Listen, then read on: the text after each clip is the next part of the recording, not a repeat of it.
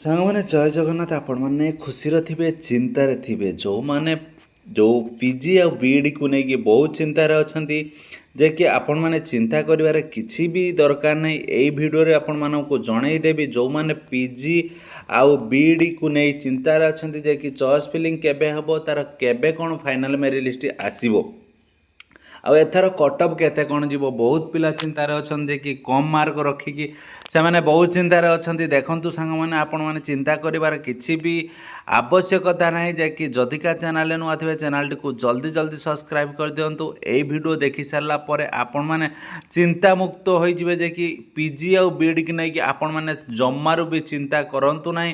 ଯେ କି ଆପଣମାନଙ୍କ ପାଇଁ ଏଇ ଭିଡ଼ିଓଟି ମୁଁ ବନାଉଛି। ଦେଖନ୍ତୁ, ଆପଣମାନଙ୍କୁ ଆଜି ହିଁ ଯେ କି 24 ତାରିଖ ପାଖରୁ ଆପଣମାନଙ୍କର ମେରିଟ୍ ଲିଷ୍ଟ ଆସିଲାଣି। କେଉଁଥିରେ ନା ପିଜିର 24 ତାରିଖ ପାଖରୁ ମେରିଟ୍ ଲିଷ୍ଟ ଆସି ସାରିଛି। ଯେ କି ରହିଲା ଆପଣମାନଙ୍କର କ'ଣ ନା ଏଇ ଯେଉଁ ଫାଇନାଲ୍ ମେରିଟ୍ ଲିଷ୍ଟ ଆସିଛି। ମେରିଟ୍ ଲିଷ୍ଟ ଆସିସାରିଲା ପରେ ଆପଣମାନେ ଯେଉଁ ଚଏସ୍ ଫିଲିଂ କରିବେ, କେତେ ତାରିଖ ପାଖରୁ ଚଏସ୍ ଫିଲିଂ ଷ୍ଟାର୍ଟ ହେବ। ପିଲାମାନେ ଦେଖନ୍ତୁ, ଚଏସ୍ ଫିଲିଂ 27/7/2026, ଯେ କି 27 ଜୁଲାଇ 27 ତାରିଖ ପାଖରୁ ଦିନ 3 ଘଟିକା ସମୟରୁ ଆପଣମାନଙ୍କର ଚଏସ୍ ଫିଲିଂ ଷ୍ଟାର୍ଟ ହେବ।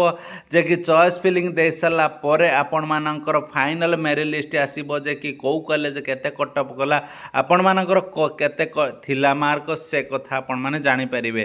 ଯେ କି ଜମାରୁ ବି ଡେରି କରନ୍ତୁ ନାହିଁ, ଚ୍ୟାନେଲଟିକୁ ଜଲ୍ଦି ସବସ୍କ୍ରାଇବ୍ କରିଦିଅନ୍ତୁ। ଆଉ ଚ୍ୟାନେଲଟିକୁ ସବସ୍କ୍ରାଇବ୍ କରିସାରିଲା ପରେ ମନେ ରଖନ୍ତୁ, ଯେ କି 27 ତାରିଖ ଦିନ 3 ଘଟିକା ସମୟ ଠାରୁ ଆପଣମାନଙ୍କର ଯେ ସାଇଟ୍ ଖୋଲିଗଲା, ଆପଣମାନେ ଚଏସ୍ ଫିଲିଂ କରିପାରିବେ। ଆପଣମାନଙ୍କର ମନ ମୁତାବକ କଲେଜ, ଆପଣମାନଙ୍କର ମାର୍କ ଅନୁସାରେ ଚଏସ୍ ଫିଲିଂ ନିହାତି କରିବେ। ଆପଣମାନେ ଯେ କି ବଡ଼ କଲେଜ, ଆପଣମାନଙ୍କର ଯଦି କମ୍ ମାର୍କ ଥିବ, ବଡ଼ କଲେଜ ଜମାରୁ ବି ଦେବେନି। ଆଉ କେତେ କ'ଣ କଟଅଫ୍ ଯିବ, କେଉଁ କଲେଜ, ନେକ୍ସଟ ଭିଡ଼ିଓରେ ଆପଣମାନଙ୍କୁ କମେଣ୍ଟ କରନ୍ତୁ, ମୁଁ ନିହାତି ଜଣାଇବି। ଜୟ ଜଗନ୍ନାଥ, ଜୟ